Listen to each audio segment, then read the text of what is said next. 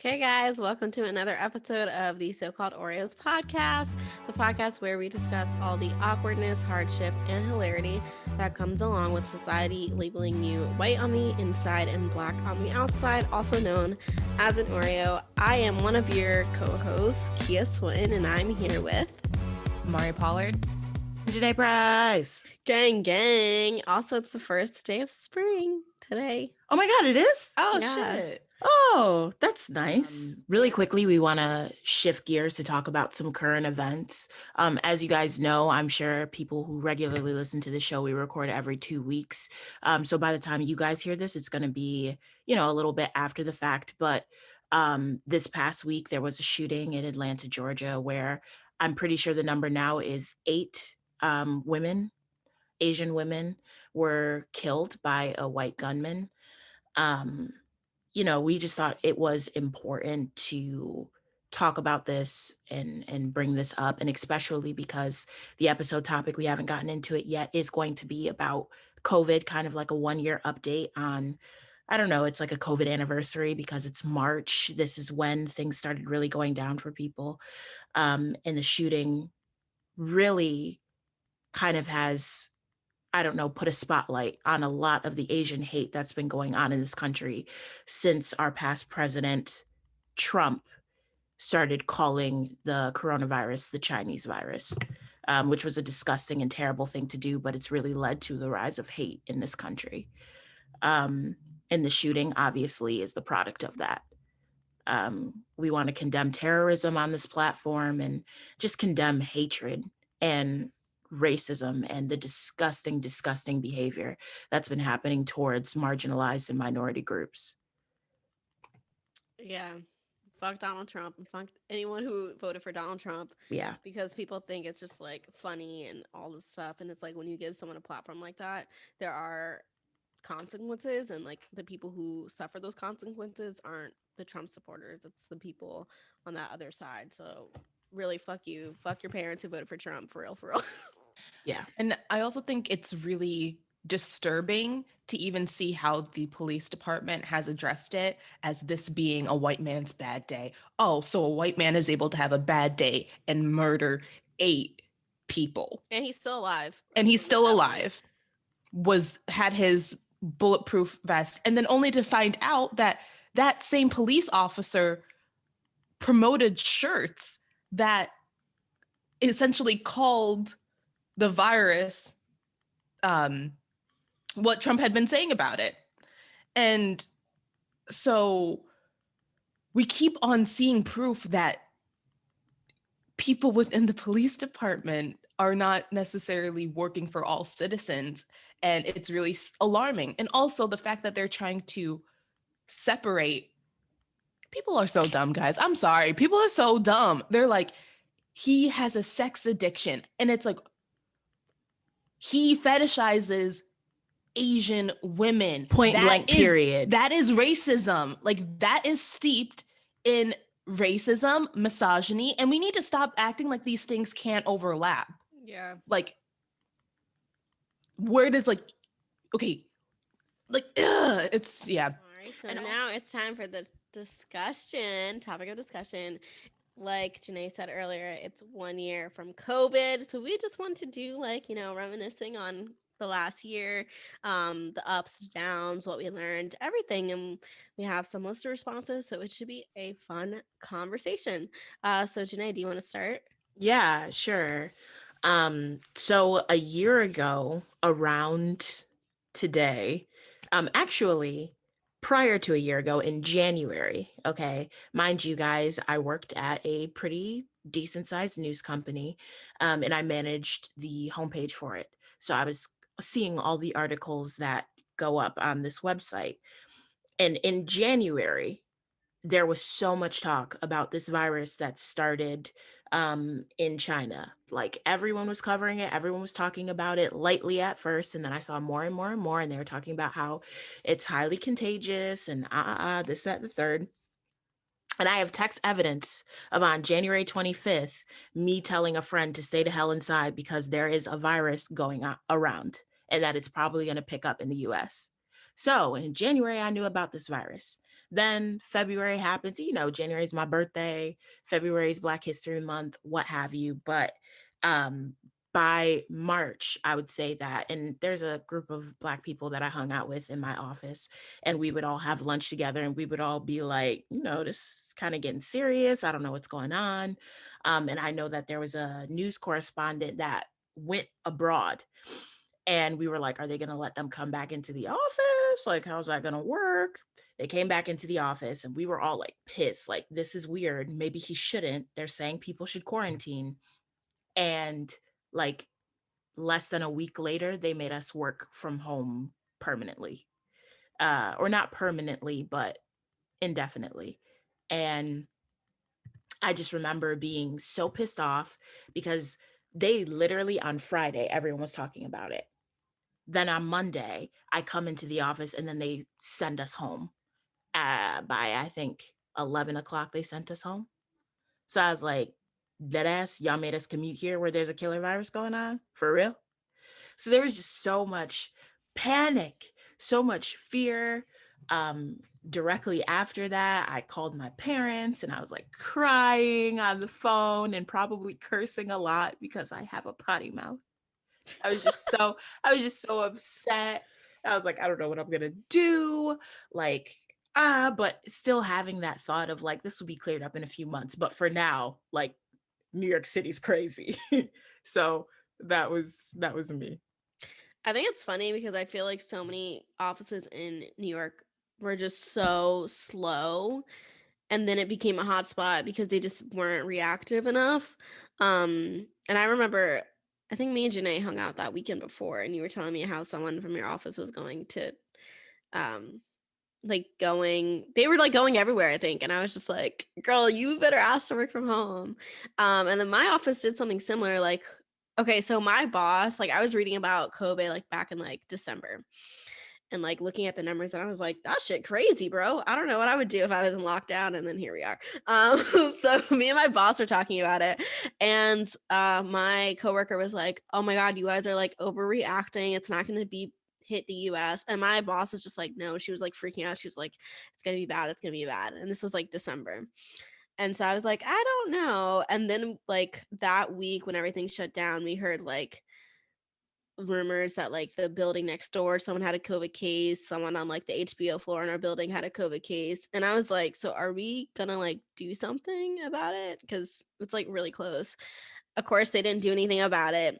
Then it was like Wednesday at midnight. They were like, oh, maybe we should do something. So they were like, yeah, you should work from home. And then they were like, maybe like a month, two max. And I was like, okay, I can do that. You know, I'll just be chilling with my friends in Jersey City. And then I just started having a panic attack because like everything started shutting down. Like I was supposed to go out with my friends at a restaurant. They were like, nope, only takeout. And then I was like, only takeout. And then everything was just like closed, closed, closed, closed. And then I was like freaking out because I'm like, oh my God.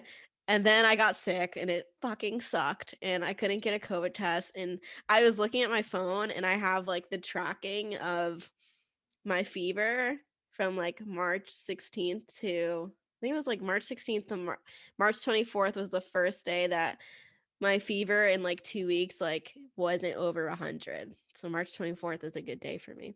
Um and so it was just a terrible time. And I just like was staying by myself because I didn't want my parents to get sick. And my mom was like, I'm gonna come help you. And I was like, no, you can't get COVID. So I was just like suffering alone in my apartment. And then I finally came home after I was like not sick and stayed with my parents from like I think like April to June or something crazy like that. And now I'm here because I'm not in my apartment and I'm getting vaccinated tomorrow. So what a year can do. Yeah. I remember Janae and I texting Kia to check up on her during that time because I think that was when I think it's like different. It's not different, but I think things have a habit of becoming more real when you know someone who could potentially be going through that. And so I think Kia was probably the first person I knew in my personal circle that had shown COVID-like symptoms. I feel like I'm everyone's first person because I had it like right then. And then my stupid job was like, yeah, we found it on the 16th floor, which out of the 54s that were there. I'm the 16th, and I'm like, fuck, I definitely got COVID. Girl, it was on all the floors. I think if COVID taught us anything, sorry to interrupt you, Amari, No, you're fine. but I think if COVID taught us anything, it's how much of a dirty life we were living before. Oh, yeah. And how easily spread this shit can be, especially in a place like New York City. Because They don't even clean the subways. They don't even clean the subways. And I remember, I think my office shut down like maybe a week before yours, Kia. And I was like, what? We're in New York City. Like, if places are shutting down, it's time for all of us to shut down because we're on top of each other. It's impossible to work in an office space and not get sick from other people. It was The fact that the ridiculous. CDC had to like release a PSA about how to wash your damn hands. Yeah, that was sad. I was I like, was we're like, at all what? time.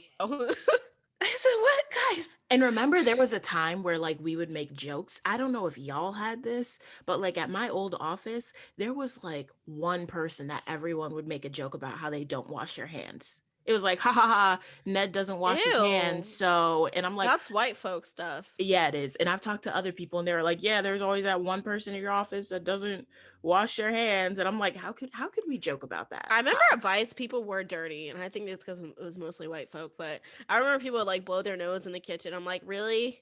Can we not do that?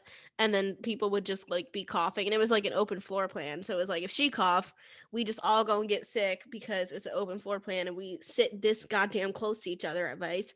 And I'm just like, yo, that place was nasty. Like, it was so gross. I was a germaphobe before this, but after, like there was a period in my life, my parents can attest to this, they all think I'm crazy, but like I refused to use silverware in our house because I thought like a water spot meant it was dirty. And I used to do that. this was not good for the planet. So I would only use, I know that, sorry, my 10-year-old self would only use plastic. I was like, not touching any of this. It's nasty. It's not clean. And my parents were like, well, you could just like clean it if you want, which was a good point, but I didn't. But I remember when COVID started, I was getting ready to go on spring break and visit my sister. And a few days before I went on a date with this guy, I talk about this later in the podcast, how I was getting excited about like re-entering the dating scene after having taken a break, and I was having a really good time with this guy and he's nice. And then all of a sudden we're like, the news comes up and they're talking about COVID, and we started talking about it, and I'm like, this is kind of scary. I'm not sure like what I should do, like how, as we're in a restaurant with no masks and anything. And then this woman next to us just turns and she's like, you guys should take this very seriously. She's like, I work for, I don't know, some government company. She's like, it's spreading. Like, y'all need to take it seriously. And why the hell was she in a restaurant then? Not something I thought about at that time. But afterwards, I'm like, yeah, why was she in the restaurant? But I mean, she was right, because my butt went to Florida, and then all of a sudden stuff, well, not in Florida, but around the world, stuff started to close down. And my school was like, we're going fully remote, and I couldn't get on a plane back to North Carolina. So I ended up just staying with my sister for like a month. But to me, it felt really mind-boggling and confusing. And I kept on trying to like, at that point, I just wanted to get home to see my parents, because I was just like, I don't know what's gonna happen if like, I was like, if I'm gonna die, I want to die at home. So I was like, I need to get out of here. And it was weird because nothing felt really different in Florida. Like people were still going out to restaurants. It still doesn't. I saw a post from Complex today about people out spring break. Yeah, spring break Miami. in Florida. People were mobbing. Florida and Georgia don't care. Florida, Georgia, and Texas too. Texas be wild, and they don't care. They don't care. And it's really confusing when you're in it and you care and you're like, no one around here cares. But then you look outside and you're like, the world seems to be crumbling, but everyone's acting like it's normal. It was like a brain.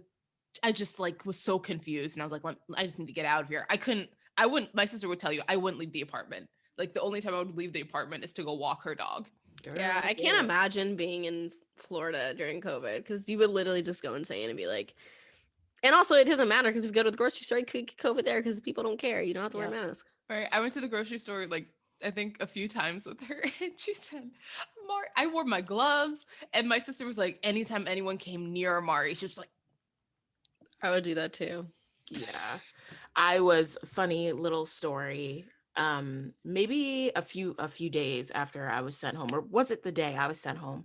I called my parents because I was like, I have to go to the grocery store, but what do I buy? Like, how do I stock up for an apocalypse? How many cans of beans do I buy? And once again, like, I'm managing the homepage for a major news site, and all of our stories are COVID, COVID, COVID, COVID.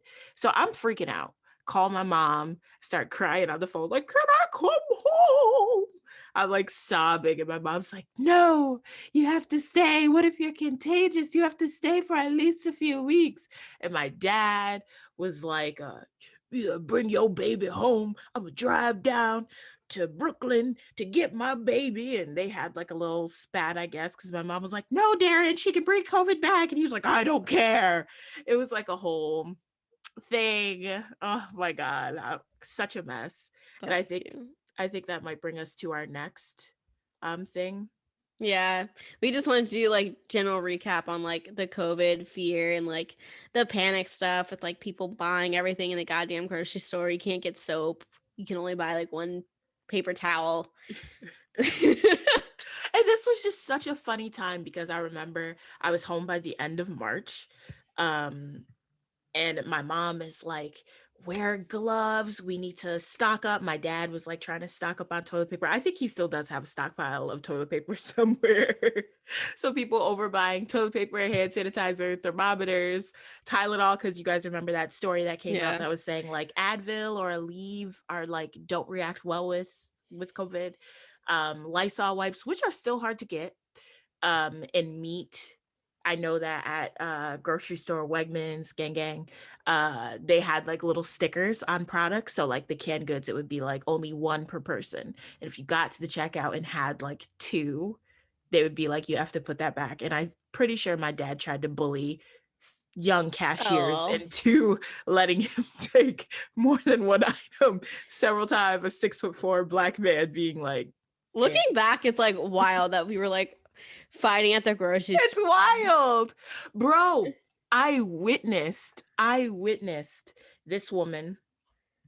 I'm just in the grocery store. This woman's behind me, and I just suddenly hear this man be like, "You can't touch more than one thing." And she's like, "What?" And he's like, "If you're gonna buy something, then just pick up one thing. Don't touch more than one thing." And they legit start arguing at like with each other. And this is my like, and it's not the God. time to even be arguing too, because y'all talking. It was crazy. I remember I just like that day, that Friday, and like y'all, I was hyped. I thought it was gonna be a work from home party every day. Like me and my friends literally like started a bucket list of restaurants we were gonna go out to. Like we were just like ready. This was before everything shut down, and that's when I started. Confused. That's why I had a panic attack, because I was like, wait, I have this huge plan. Like You're party like, every wait, I night. was wrong. Wait, I was wrong. Yeah, so me and my friends, I'm sure we did not have the day off, but all of our asses were just not working that day. I don't know why. I guess we were just like, fuck it, work from home. And we just like went out in Jersey City, like went around to the restaurants, and then like I wasn't eating, and my friend's like, are you okay? I'm like, I don't know, I'm not feeling good about this. And then we like went to the grocery store. It was packed. It was just ridiculous. And then when I had to get like a thermometer, I felt like the Hunger Games, because I had to call every single pharmacy in Jersey City, and they were like, if you can come in 30 minutes, you can get this one. And I was like, yes. And I was like dying with my fever, and I was like, I have to get the thermometer. And I got like one of the last ones in Jersey City, and I was just like, this is ridiculous. Yeah. I think another thing that I wanted to broach on was the wearing of gloves. And this is for my mother, because I hope you're listening to this. But it was like a big thing in the beginning of the pandemic. And actually, I still see people on the subway wearing gloves, but it was a huge thing where people would be like wearing masks. And there was a thing with like people taking the N95 masks, being like, no, don't take them from health workers. And also wearing gloves. So I did a little research. The CDC says basically don't wear gloves unless you're taking care of someone sick. Wait, and this is recent? Yeah, I went on the CDC's website, typed up wearing gloves, and they said. But do we think the CDC is at all accurate? Because I don't. Yes. I think they're very accurate. Okay, I I think the just- issue is that this is a new virus and they're still figuring out stuff as it comes out.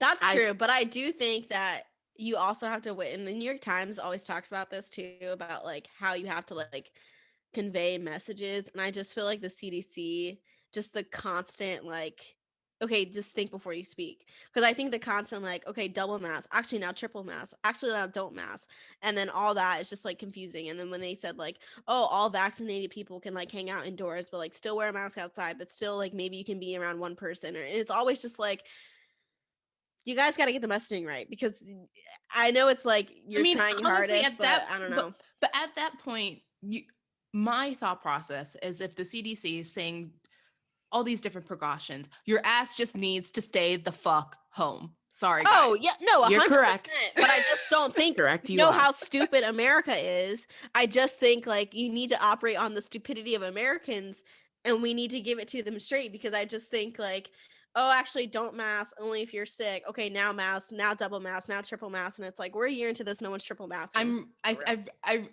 and I think not the issue is that there is like also this misconception about like what the vaccine is and like what it's going to do. And I think a lot of people will be like, I mean, I feel like I'm seeing a lot of posts of like, oh, I'm gonna be on my hot girl summer, whatever. I'm like, nah, y'all need to have the mildest summer too, like last year, because we need to still be doing, you know, everything that we've, you know, been doing. And I think it's like this, I mean, it's hard because you want to balance having hope, but you also like want to be cautious. And I think maybe for me, at least this year, is I feel like every time we had a piece of hope, it was just like swept. It was just like swept away. So I'm not leaning into it. I'm just going to keep doing what I've been doing, because also the numbers say like the decline in cases has stopped. And there are, again, I think people think COVID and they think one thing, and it's like, no, there are multiple variants of this thing. You don't know which strain you're going to get, and you won't find out how your body is going to fight that off with the vaccine until you get it. Awesome. Okay. Thanks, guys, so much for tuning into this episode of So-Called Oreos. You can talk to us on all social media at So-Called Oreos. You can email us at socalledoreos@gmail.com with any questions, feedback, anything you want.